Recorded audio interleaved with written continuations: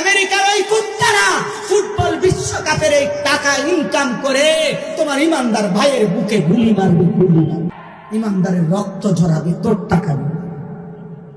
একটি বিশ্বকাপ ফুটবল খেলার সাথে শুধু আব্বা এটা খেলা না, তোমার যদি কলিজা থাকে, বিবেক থাকে, তুমি খবর নিও, এই বিশ্বকাপ ফুটবল খেলার সাথে কোটি কোটি কোটি কোটি ডলারের, কোটি কোটি ডলারের মদের বিক্রি হবে।